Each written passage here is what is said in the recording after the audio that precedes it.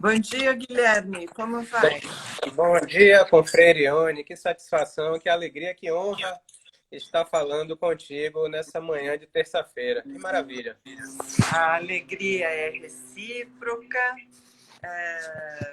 um tema instigante. Já temos inúmeros seguidores, inclusive o Luiz Madeira, que Sim, nos segue de Lisboa. de Portugal, Então, exatamente. um bom dia especial a todos os nossos seguidores.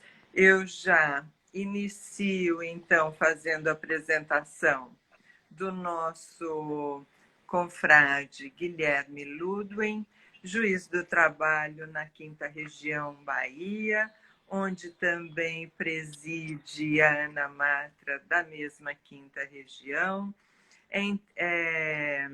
membro titular da cadeira número 62 da academia, mestre, doutor, professor, autor de inúmeros livros e artigos, e hoje vai tratar de um tema ainda pouco explorado, que é o processo eficiente. Então, desde já, Guilherme, eu agradeço em nome da academia e dos nossos seguidores a tua participação e já lhe passo a palavra para as suas considerações iniciais a respeito do tema. Tá certo. Inicialmente, eu gostaria de dar um bom dia a todos, né? Todos que nos assistem nesse auditório virtual. Estou vendo aqui, inclusive, a presença de nossa conselheira do CNJ, a doutora Tânia Heck-Siegel. Um bom dia especial à minha cara confreira, Ione Frediani. Como eu disse, é um Obrigada. motivo de muita alegria e muita honra estar aqui com você, que a senhora é uma pessoa que eu muito admiro, A né? Uma grande senhora pensadora de direito do é trabalho. meu querido. Gostaria também de agradecer à própria Academia Brasileira de Trabalho pelo convite, né? Ressaltando que é uma iniciativa muito interessante e muito importante do presidente Agra e da nossa diretora Tereza Narras, esses encontros. Né? Esses encontros são uma iniciativa muito interessante, né? De discutir o direito, discutir o processo do trabalho com a comunidade, com os próprios acadêmicos, com todos que operam no meio jurídico e cumpre, em última análise, uma função essencial da própria academia, né? Que é a difusão do conhecimento, que é a reflexão sobre o fenômeno jurídico. Então, a academia, né, sobre a presença do presidente Agra e da doutora Tereza, estão de parabéns, né? Vem somando a um esforço de gestões anteriores que vem cada vez mais engrandecendo o papel de nossa academia. Então, é uma iniciativa louvável que merece, sim, os maiores elogios, né? E com Freira, Ione, chegamos ao mês de junho, né? É o último mês do primeiro semestre desse ano de 2020, um ano atípico, né? Em decorrência de todo esse fenômeno a que nós estamos submetidos e vivenciando, que é a pandemia da Covid-19. E ela tem gerado muitos reflexos na nossa sociedade como um todo, na nossa vida em especial, e também no fenômeno jurídico, né? Que é a parte que nos toca aqui no âmbito de investigação da Academia Brasileira de Direito do Trabalho. E esses reflexos, eles tanto geram efeitos na seara material, né? E aí temos visto várias medidas provisórias editadas pelo governo federal para tentar reger esse pandemônio criado dentro da seara do trabalho, especialmente em função da necessidade de isolamento social, mas também gera impacto, sim, nas relações processuais, né? E a ideia hoje é justamente nós podermos falar um pouco sobre esse impacto, alguns impactos na relação processual, a partir dessa perspectiva do processo trabalhista eficiente, né? É isso basicamente que a gente pretende. Perfeito. Então, eu gostaria de iniciar então esse tema pedindo que você nos esclarecesse Em que consiste esse processo trabalhista eficiente? Ah, tá certo. Bom, o processo trabalhista eficiente é o objeto da minha investigação de pesquisa acadêmica na pós-graduação em sentido estrito, né? Tanto no mestrado quanto no doutorado.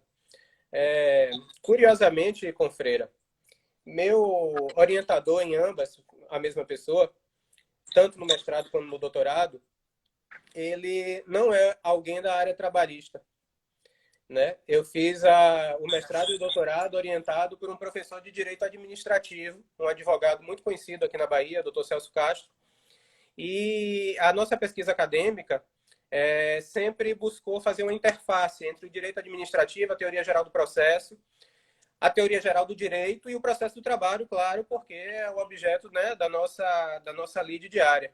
Claro. E nesse sentido é que nós projetamos, né, o princípio da eficiência, que vem do direito administrativo, como um vetor de interpretação da norma processual. Ou seja, o princípio da eficiência, ele é adotado não apenas para o Poder Judiciário enquanto administração pública, a sua atividade meio, né, nas rotinas de licitação, de admissão de servidores, de processos administrativos, mas também, especialmente, dentro da própria atividade jurisdicional, como um vetor de interpretação e aplicação da norma processual, né?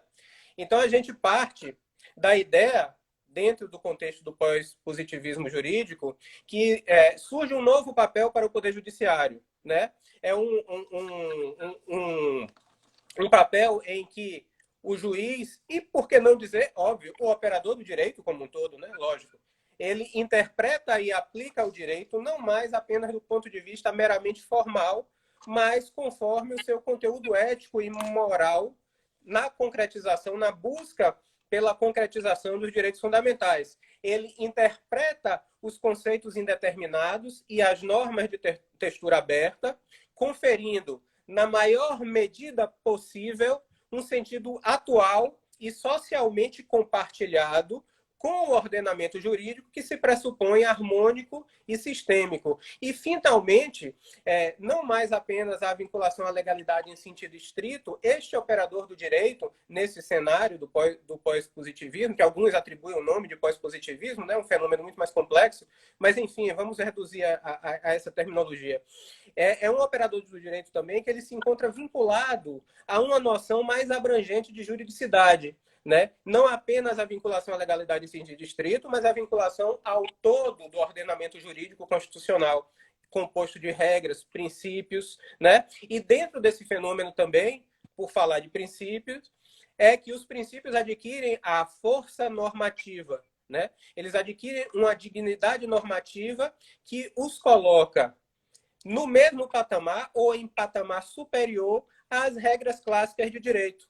E há, com isso, um resgate de determinados valores, e isso vai ser fundamental num desdobramento em seguida, há um resgate de valores para dentro do direito, resgatando uma relação possível e harmônica entre a segurança jurídica de um lado, pelo respeito à lei, pelo respeito a todas as regras jurídicas postas, mas, por outro, também uma necessidade de correção do direito, né? De impregnar ele de sentido e conteúdo. E no caso do processo, esse sentido passa por uma ordem jurídica justa, pelo acesso a uma ordem jurídica em que priorize a concretização de direitos fundamentais daqueles que, evidentemente, têm o direito, não é? Daqueles Claro. que, evidentemente, têm o direito. Então, a gente vai pela linha de Alexis de reconhecer os princípios como mandamentos de otimização que podem ser satisfeitos em graus variados e a medida desta satisfação vai depender muito das circunstâncias do caso concreto. Sempre as circunstâncias do caso concreto. Tanto que essas circunstâncias, em determinados pontos, eles podem até mesmo recomendar ou obrigar o afastamento de determinado princípio, né? Eu estou falando aqui de uma relação de precedência condicionada, onde haja uma colisão de conflitos e que, eventualmente, um deles não prevaleça sobre o outro. E aí entra, Confreira, o nosso princípio da eficiência, né? O princípio da eficiência, ele vem da iniciativa privada, né? Ele vem da teoria da administração. Mas, como o professor baiano, Paulo Modesto, ressalta, o conceito em si, o termo eficiência, ele não é uma propriedade exclusiva de nenhuma ciência. Então, o jurista pode trazer para o ordenamento jurídico, para a interpretação do direito, a eficiência, dando o sentido que explore a sua adequação dentro do ordenamento jurídico nacional. Especialmente agora, Confreira, em que verificamos que mudanças do Estado recente e das instituições, esse dinamismo do fenômeno jurídico, tem implicado numa separação cada vez mais mitigada entre os direitos público e privado, né? Essa relação harmônica entre direito público e privado encontra-se hoje em franca reformulação.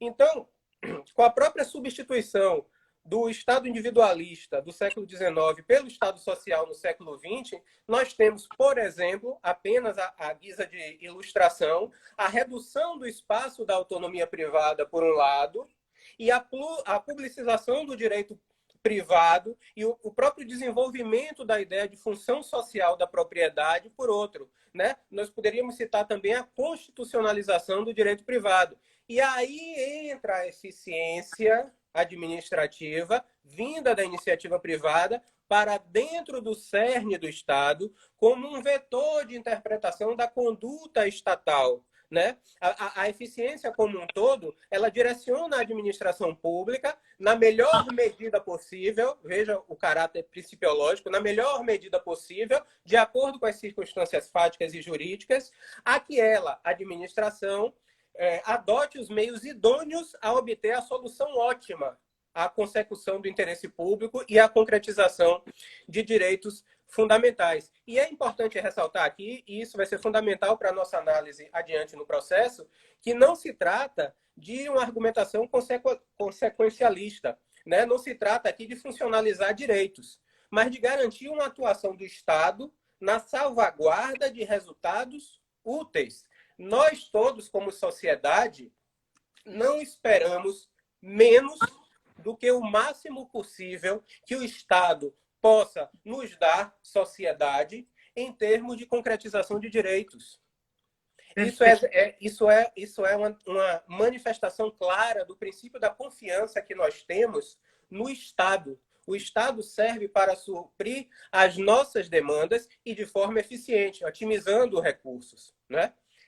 E a ideia, aí sim, chegando lá ao final do processo trabalhista eficiente, a ideia da aplicação do princípio da eficiência dentro do processo passa por uma percepção do direito, das transformações do direito de ter acesso à justiça, né? Ter acesso à justiça como um direito fundamental, ter acesso à justiça como um direito que garante, em efeito multiplicativo, a concretização dos demais direitos fundamentais. Afinal de contas, se não tivéssemos o acesso à justiça, pouco importava, diz boa parte da doutrina, termos um rol extenso de direitos materiais, porque não teríamos, em caso de lesão de direito, como exercitar a nossa pretensão, a não ser que fosse pela violência privada, mas aí acaba o Estado, né? Acaba tudo, e aí a gente não tem mais o que discutir, né?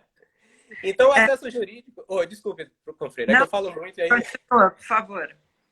Então, o acesso à justiça nessa nova perspectiva, ele não se confunde apenas, e diria Dinamarco, né, com um mero ingresso em juízo, mas, como eu já disse, ao acesso a uma ordem jurídica justa. Vale dizer, uma ordem jurídica em que as pretensões apresentadas perante o Poder Judiciário podem chegar efetivamente ao julgamento de fundo, né? Sem a potencialização de fatores que possam truncar a tramitação do processo. E o direito de acesso à justiça, dentro desse pós-positivismo, ele tem que ser interpretado com a sua finalidade instrumental, em prol de soluções concretas e eficientes que resolvam o problema de baixa efetividade da prestação jurisdicional.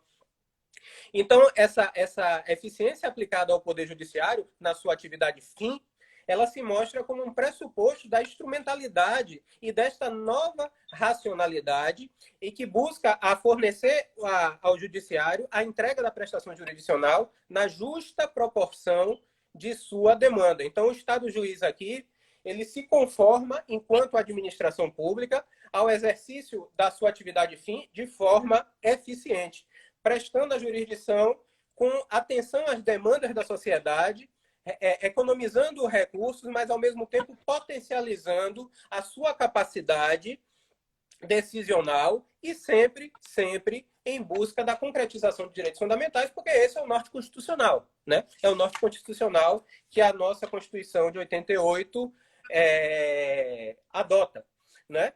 Então, esse princípio da eficiência, Confreira, aplicado à própria prestação jurisdicional, à atividade fim do Poder Judiciário, ele tem um sentido muito prático, muito claro, e para mim, esse é o grande instrumental legado por essa possibilidade, que é você considerar, em termos sistêmicos, a jurisdização de considerações práticas. As considerações práticas, elas vêm para dentro do direito, sem que isso possa ser isso possa ser imputado a característica de serem argumentos de natureza extrajurídica, né?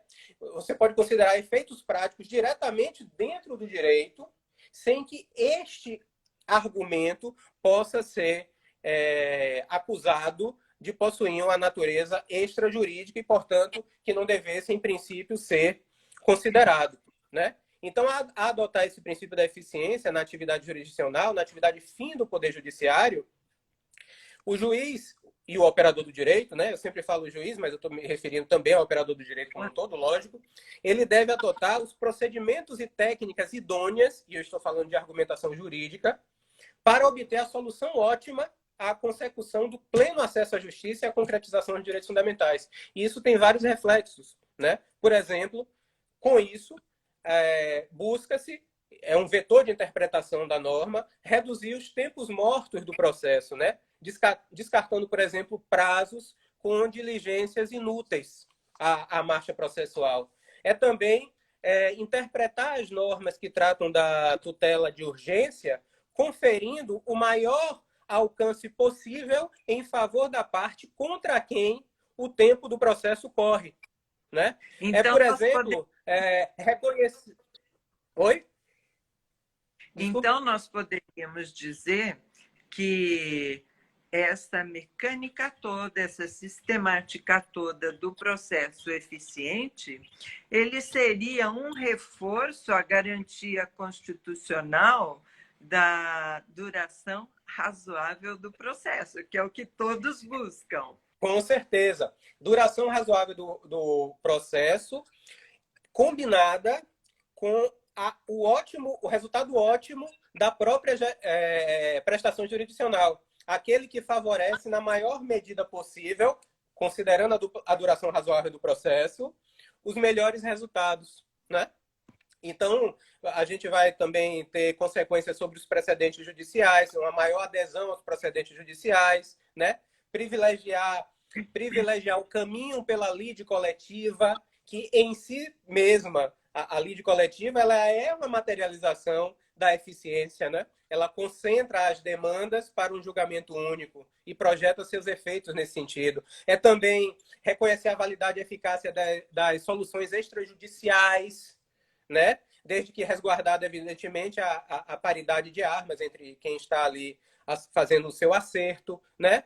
É também ter o cuidado com a má-fé processual, né? Adotar as medidas de forma ponderada, logicamente, mas as medidas sancionatórias que não permitam o desvio do processo por outros caminhos que não condizentes com o conteúdo ético, né? É adotar a interpretação razoável de dispositivos que proporcionem uma maior efetividade na execução. Enfim, é uma ideia que se projeta em todas as searas do direito processual, sempre nesse sentido de otimizar, de permitir que os recursos sejam adotados de uma forma ótima à consecução dos resultados almejados por toda a sociedade, né? Então é basicamente isso em curto resumo. Sim. Agora me diga o seguinte: o impacto ou impactos desse processo eficiente, considerando a pandemia e considerando os prazos prescricionais? Pois é, isso é uma excelente pergunta, Cufreira, porque, embora saibamos, né, lógico, que a prescrição do Instituto de Direito Material, ela projeta, assim, efeitos imediatos sobre o processo e projeta especialmente efeitos sobre o próprio direito de ter acesso à justiça, né? De Sim, direito de ter acesso à justiça, porque na medida em que a pretensão seja alvo da prescrição, o cidadão, o indivíduo, mesmo lesionado, ele não poderá mais, ele poderá até exercitar o direito de ação, porque o direito de ação é abstrato e autônomo, mas efetivamente ele não vai ter acesso ao bem da vida pelo intermédio do Poder Judiciário. Então isso é algo bastante preocupante. E a situação se agrava ainda mais na pandemia, quer dizer, a situação se agrava não, mas a situação chama atenção nesse ambiente do estado de calamidade pública, porque há uma dificuldade concreta, né? Há uma dificuldade prática do cidadão em ajuizar, em buscar a reparação da violação do seu direito, né? Perceba que essa mesma circunstância que que de uma forma muito feliz permite que a gente esteja aqui conversando, né? Essas lives sim. foram pensadas dentro de um processo de isolamento social, né? Que é uma forma de nós nos encontrarmos ainda em ambiente virtual, porque o nosso encontro presencial, infelizmente, não está sendo possível, né? Inclusive na nossa BDT, nós não tivemos a posse presencial do nosso novo presidente, o presidente Agra, né? A posse do nosso caro Antônio Carlos Aguiar também foi suspensa em função dessa questão. E para o indivíduo, voltando aqui ao nosso ponto, para o indivíduo, como ele vai acessar os escritórios de advocacia, até mesmo para conversar com o advogado, né, trocar algumas ideias, expor a sua situação e ver quais são os caminhos possíveis a serem adotados nesse período. Né? Essa dificuldade decorrente do isolamento social também prejudica este acesso. E eu não estou nem falando aqui do juiz postulante, porque se a gente entrar na seara do juiz postulante, aí é que o negócio está perdido mesmo, né? Então, o que fazer nesse período? Porque, em tese, por hora, a prescrição está correndo, né? Nós tivemos o decreto legislativo número 6 de 2020, que reconheceu a situação de emergência de saúde pública, nós tivemos a lei 13.979, nós estamos aí com diversos decretos de âmbito estadual, de âmbito municipal, normas administrativas de âmbito estadual e municipal, que interrompem determinadas atividades empresariais, nós temos lockdown em várias localidades, né? Nós temos uma dificuldade tremenda, o próprio Poder Judiciário está funcionando em regime de plantão, né? Eu estou aqui em Salvador, minha jurisdição é Conceição do Coité, tem mais de 2 meses que eu estou sem ir lá. Né? Nós estamos funcionando, graças a Deus, porque com o processo judicial eletrônico é possível manter o funcionamento do Poder Judiciário. Mas, considerando o indivíduo lesionado, como é que ele vai ter acesso nesse momento, né? Para buscar seu direito, para recorrer a um advogado? Isso é muito complicado, especialmente em cidades em que não há uma facilidade tão grande em termos de inclusão digital, né? Em localidades. Nós temos, né? Nós sabemos que isso é uma realidade aqui no país, porque há locais em que se tem uma internet de muito boa qualidade e velocidade, e locais onde ela, diria, ainda é analógica. Confreira, hoje eu sou titular da vara de Conceição do Coité, que fica a cerca de 200 quilômetros de Salvador, né? Relativamente perto. Mas a minha jurisdição anterior, que eu prezo muito, inclusive, também, foi a vara de Bom Jesus da Lapa. A vara de Bom Jesus da Lapa, para a Confreira ter ideia, fica a 720 quilômetros de Salvador. Ela fica mais próxima de Brasília do que de Salvador. O trajeto que eu fazia para lá sempre era de ônibus, né? Porque de carro, nem pensar, são 12 horas de viagem. E vamos dizer assim, 90% a 95% desse trajeto não havia sinal de telefone. Não havia sinal. Não havia sinal. E às vezes, quando eu chegava lá, eu próprio, aonde eu residia, eu não tinha condição de acesso, porque a internet oscilava muito na região. E isso não é um exemplo isolado, né? A inclusão digital hoje no Brasil é algo que não está tão acessível como deveria ser, especialmente considerando as nossas condições atuais no nosso parque tecnológico. Eu tenho uns dados aqui, Confreira, da Fundação Getúlio Vargas, do ano passado, de 2019, ou seja, não é algo muito distante da nossa realidade atual, até porque esse ano de 2020 está morto, né? Em termos de desenvolvimento tecnológico. Muitos dizem que 2020 não aconteceu no calendário. Com certeza. Então, esses dados apontam, só para a senhora ter ideia, que apenas 59% da população tem acesso à internet. Desses 59%, 25% apenas com banda larga superior a 8 mega, que é a condição mínima para haver uma transmissão de vídeo. E, com certeza, os nossos jurisdicionados que mais dependem da Justiça do Trabalho, aqueles que mais dependem mesmo, com certeza, em sua maioria, não estão nesses 25%, né? Que são pessoas de menor poder aquisitivo, não é? Que não tem condição de comprar um pacote de dados, que não tem um Wi-Fi em casa, às vezes não tem nenhum smartphone, malmente pode ter até um celularzinho, né, menor, tal, que não tem condição de estar incluído digitalmente na sociedade, né? Como compatibilizar os aspectos do arquivamento de uma reclamação, da decretação da revelia e confissão quanto à matéria de fato, nessas audiências por videoconferência, que é, vamos dizer, o prato principal nosso atualmente? Pois é. Essa é uma questão, inclusive, que está ligada à mesma problemática, não é? Sim. Porque essa mesma dificuldade de acesso ao ajuizamento das ações também vai se refletir no eventual acesso a essas audiências por videoconferência. Claro que quando eu falo isso, e o mesmo raciocínio vale em relação à questão da prescrição, não estou dizendo com isso que nós sejamos refratários à tecnologia, muito pelo contrário, né? A tecnologia é ótima, né? Ela serve para encurtar cada vez mais laços, ela serve para dinamizar processos, ela serve para otimizar e obter resultados mais práticos.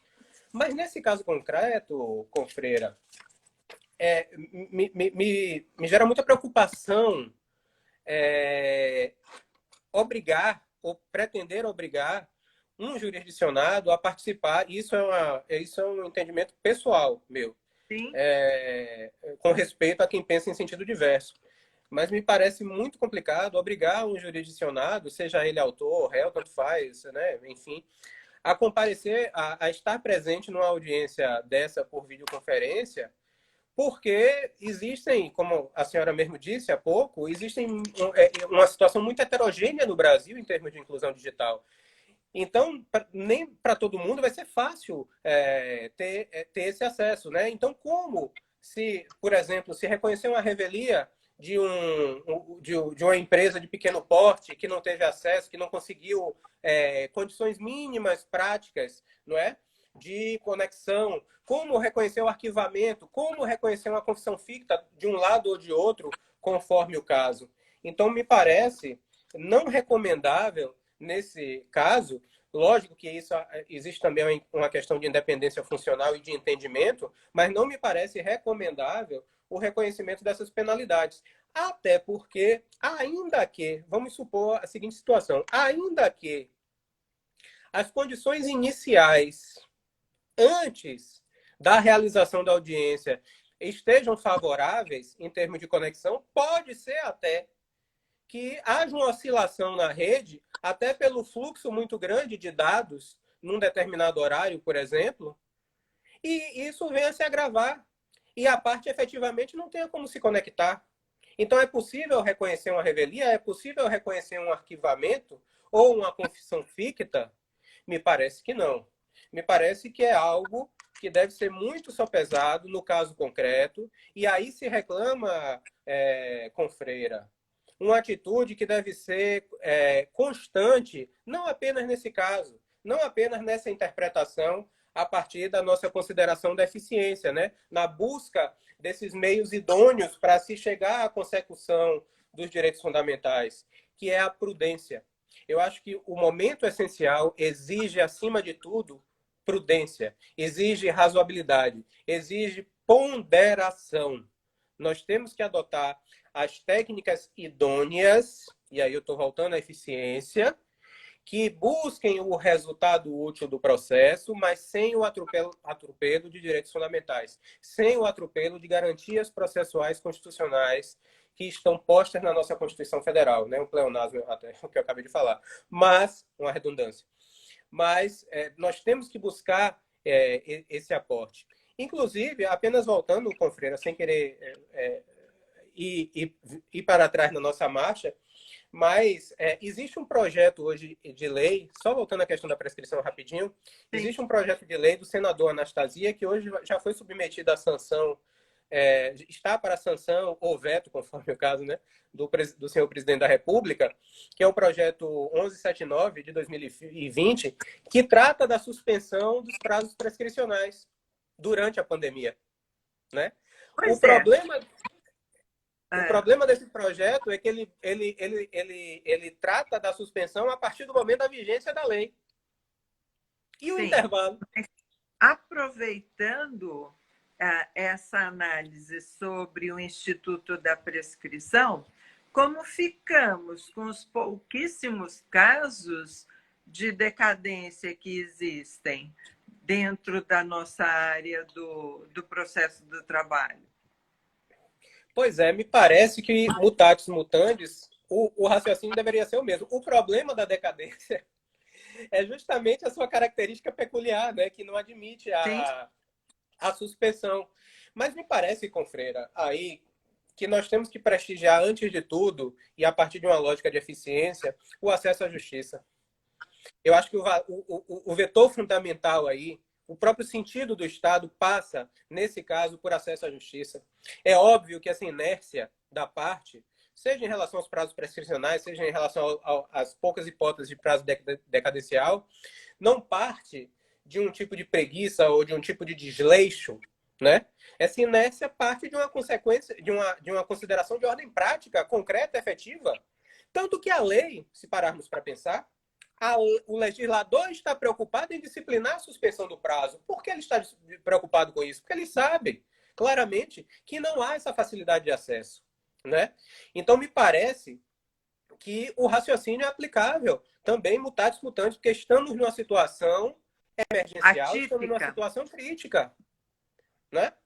O próprio Supremo tem dado esse exemplo, apesar de nós, academicamente, podermos até fazer algumas críticas pontuais, mas o próprio Supremo tem dado esse exemplo, né? Por exemplo, no direito material, no julgamento daquelas medidas provisórias, né?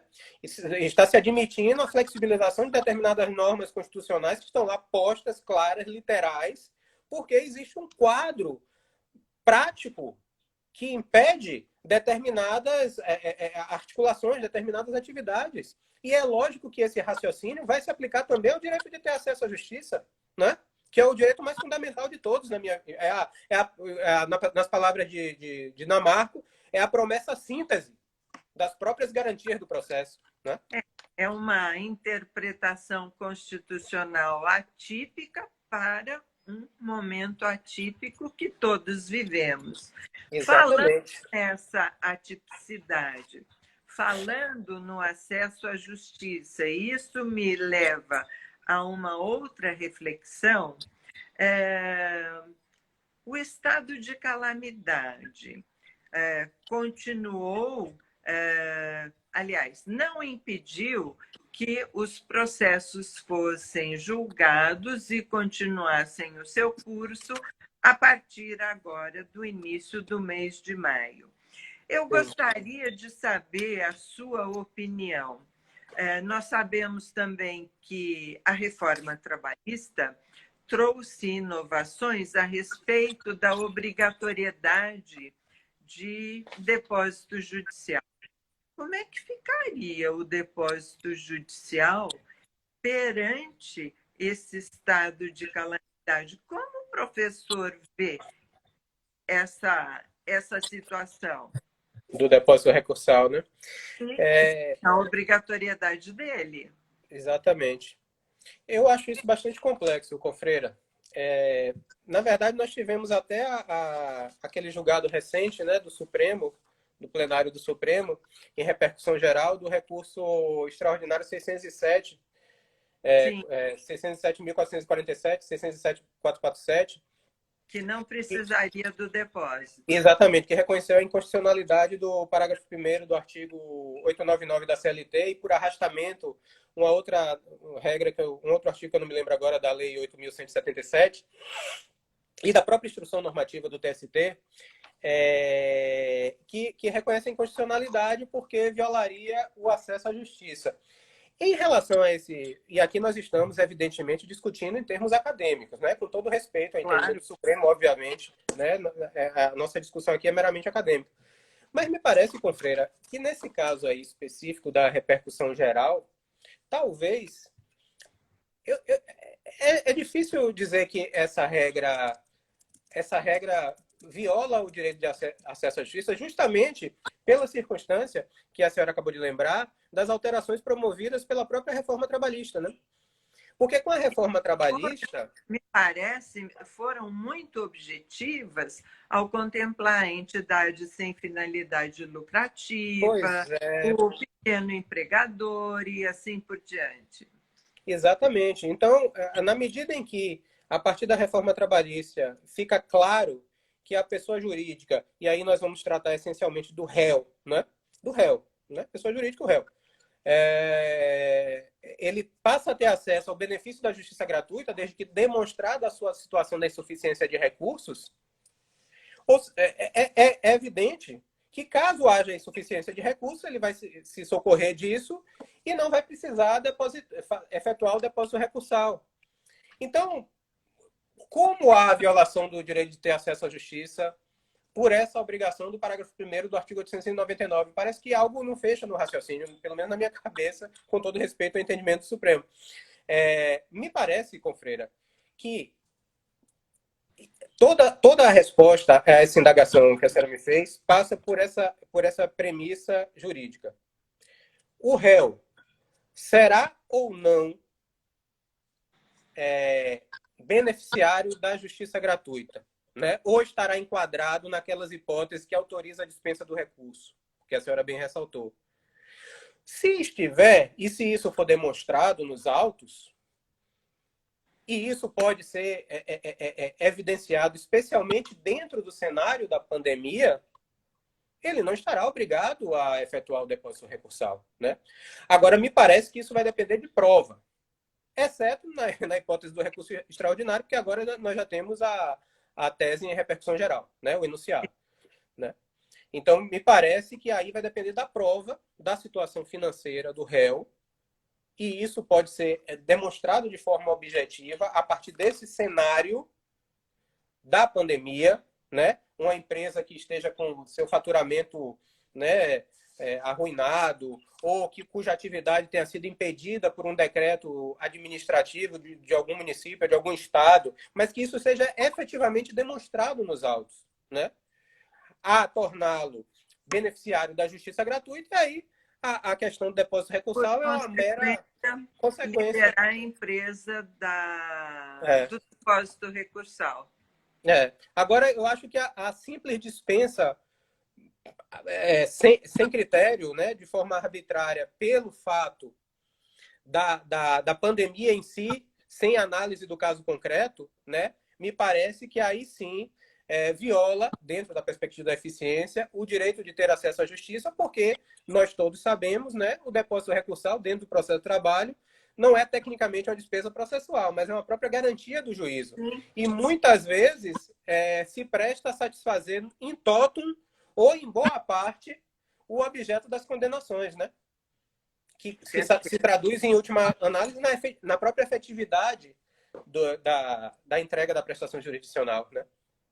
Então, de uma maneira bem reduzida, invocada a assistência gratuita, seria possível a ambas as partes, invocando e comprovando essa condição excepcional de falta de recursos em virtude da pandemia, seria possível a isenção desse depósito recursal. Sim, ainda aqui abaixo do nível recursal do recurso extraordinário, né? Porque aí o recurso extraordinário já estaríamos em outra situação. O recurso extraordinário já ficou, vamos dizer, definida a situação.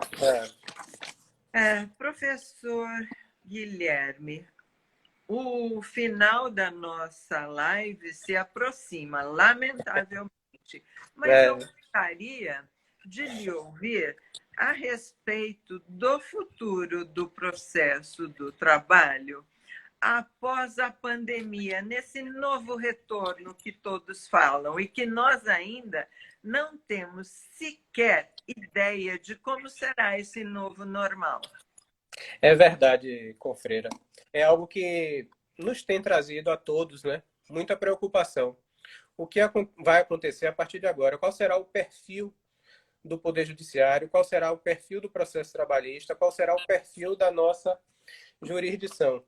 Eu acho que um dos primeiros aspectos a serem considerados como ganho, inclusive, é que nós nos tornamos cada vez mais familiarizados com a tecnologia, né? Com o uso da tecnologia.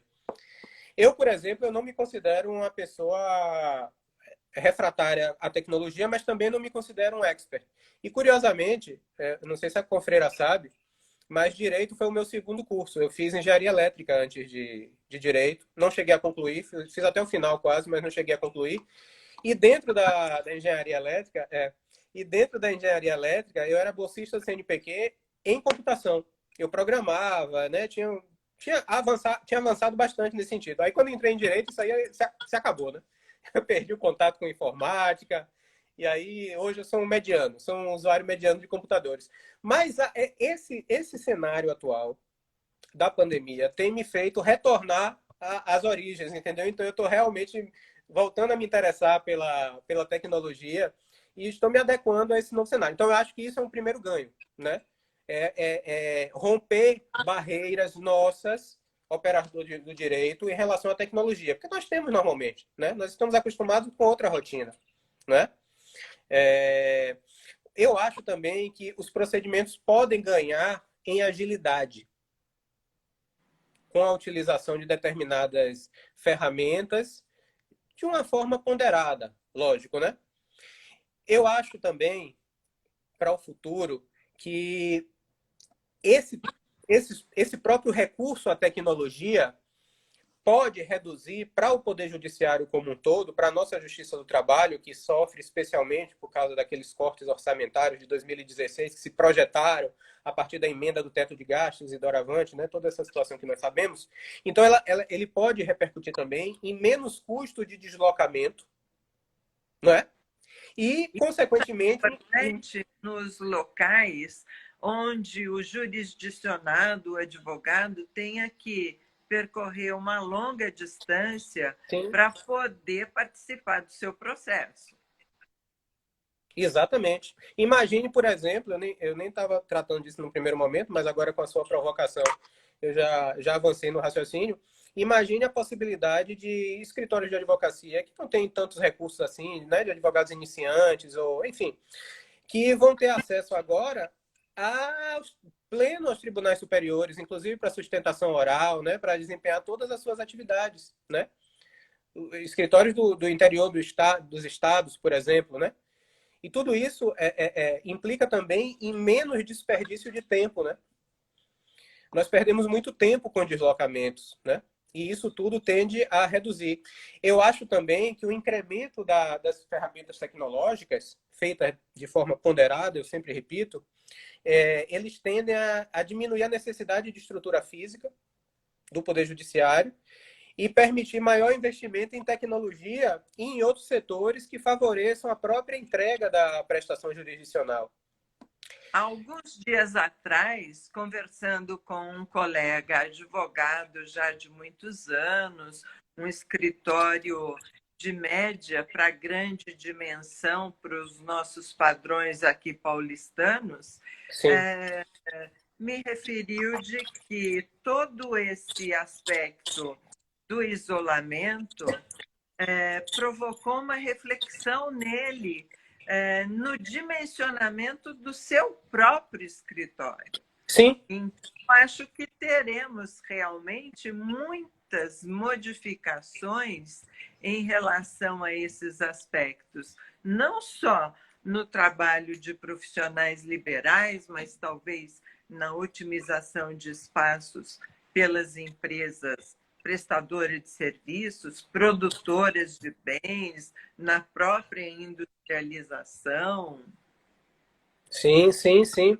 Eu acho que tudo isso vem como um ganho, né? Um ganho para todos nós profissionais de direito. Doutora Dervana, que nos assiste também, professora Dervana, aqui da Bahia, ela está suscitando aqui, eu vi rapidamente, né? Que nem sempre a gente pode enxergar tudo que as pessoas escrevem, nossos amigos escrevem, mas às vezes passa alguma coisinha e a gente consegue alcançar. Ela questiona a respeito dos negócios processuais. Isso. De repente, pode ser um campo fértil também para um desenvolvimento ponderado, né, dos negócios jurídicos processuais, né? Sim. Algo que estávamos vendo de uma forma mais tímida a partir do Código de Processo Civil de 2015, e agora, né, há um campo maior que se descortina, até porque nós estamos perdendo, digamos assim, o receio acadêmico de tratar desse tabu dentro do processo do trabalho. Claro que o negócio processual dentro do processo do trabalho ele tem que observar especialmente as nossas peculiaridades, né? Evitar prejuízo às partes, especialmente ao hipossuficiente, que vai estar lá normalmente como autor da demanda, mas eu acho que a gente não pode ser refratário também a isso. E eu acho, Confreira, que, em linhas gerais, a tecnologia, quando bem utilizada, e nós estamos vendo aí, infelizmente, né, em outros cenários, a má utilização das tecnologias, mas ela bem utilizada, e a proposta do Poder Judiciário é essa, né, ela também democratiza o acesso ao judiciário. E isso é um ganho fundamental. Isso é um ganho que permite uma qualificação da entrega da prestação jurisdicional, né? Eu acho que esse também pode ser um grande legado desse processo todo que nós estamos passando e que ainda não temos um cenário claro de quando vamos efetivamente superá-lo, né? A senhora tem pensado sobre isso? Sim, e eu penso, vou até um pouquinho além, não só dentro da nossa área, mas nós deveríamos de investir, eu digo nós, sociedade como um todo, na inclusão digital da população. Porque nos grandes centros nós sabemos que, de uma maneira geral, existe uma certa inclusão.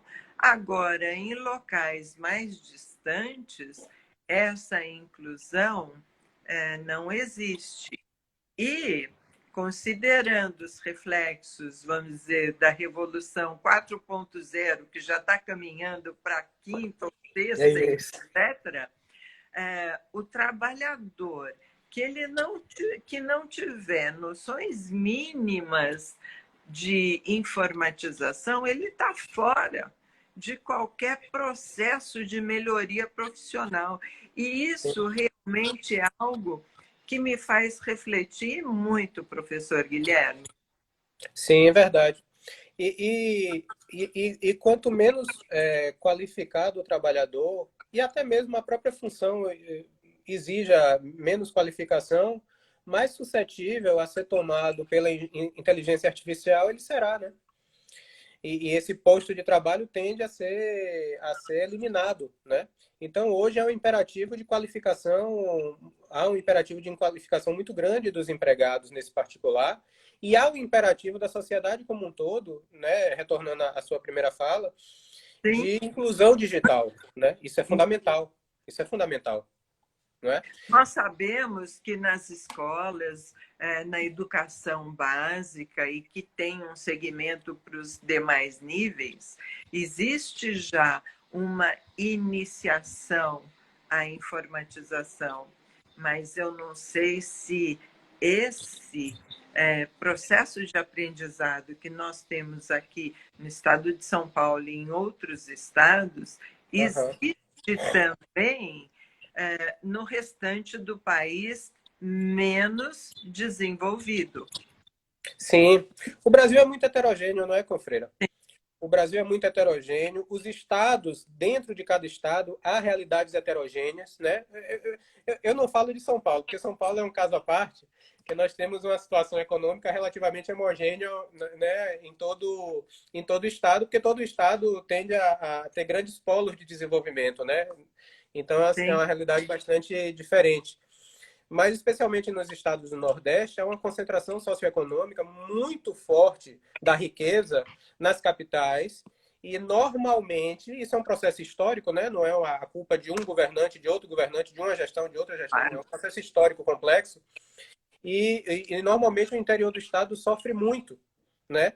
Com a falta de desenvolvimento. E isso repercute também na inclusão digital. Isso repercute, às vezes, em coisas mais básicas, como o próprio sinal de comunicação de telefonia mesmo, móvel, fixo, né? Nós temos dificuldades claras de comunicação em porções do interior do estado da Bahia, por exemplo, que é um estado relativamente desenvolvido, né? Nós temos a capital com a terceira população do país, né? Sim, Mas, então isso é muito grave. Então, é necessário também um processo que tente equalizar e tornar mais homogênea a inclusão digital em todo o território brasileiro, de forma a permitir que toda a sociedade brasileira possa ser incluída nessa nova dinâmica, e nessa nova dinâmica vai ser, sim, acentuada a partir dessa nossa experiência com a Covid-19, né? pelo menos a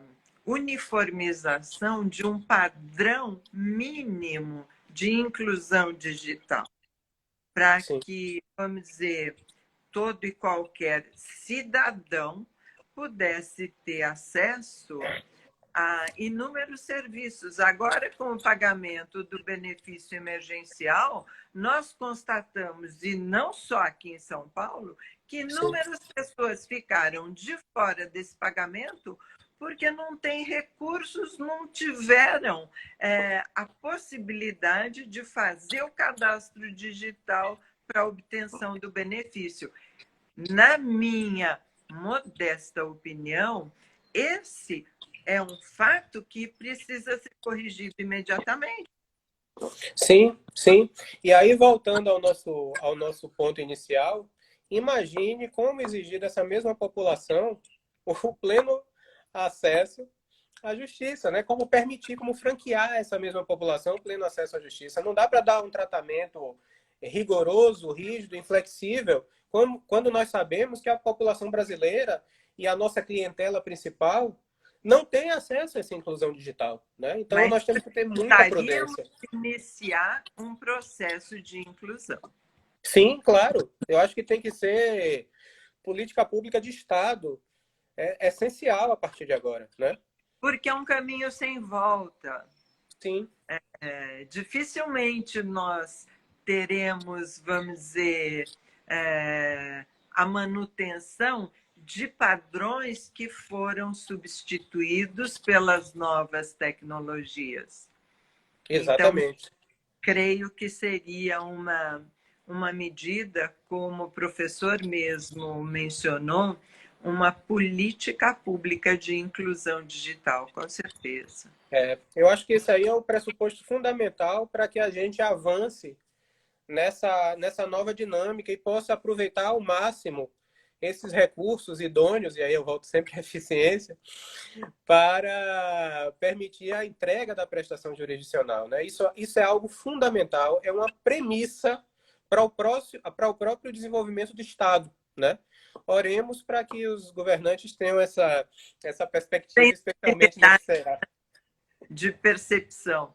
Exatamente. Professor Guilherme, eu agradeço muitíssimo a sua participação, as suas considerações, as novas ideias de que a respeito do processo eficiente que nos foram transmitidas e agradecendo também todos os nossos seguidores, dentre eles inúmeras desembargadoras aqui do meu tribunal, do TRT. Que honra!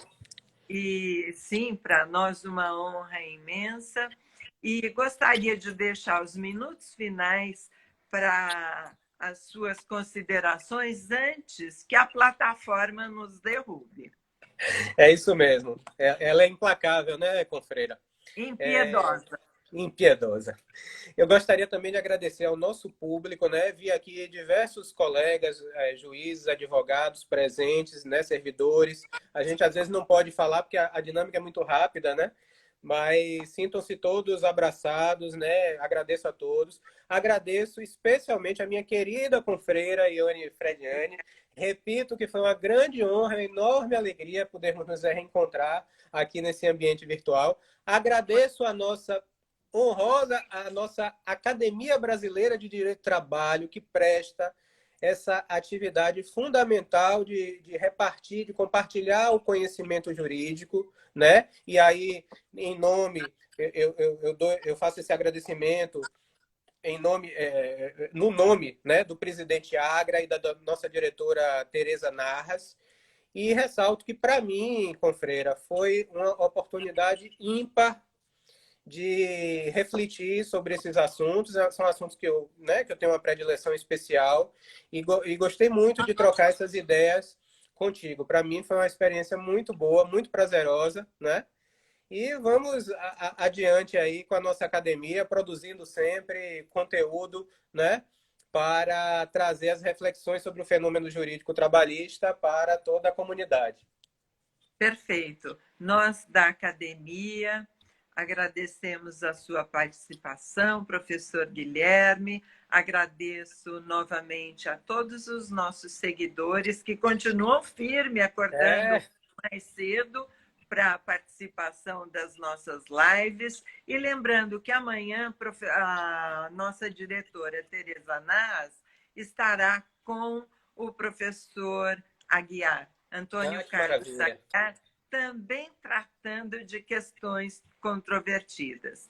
Então, bom dia a todos, em especial ao professor Guilherme pela participação e até amanhã no mesmo horário com um novo tema de direito. Bom dia, professora. Tchau, tchau.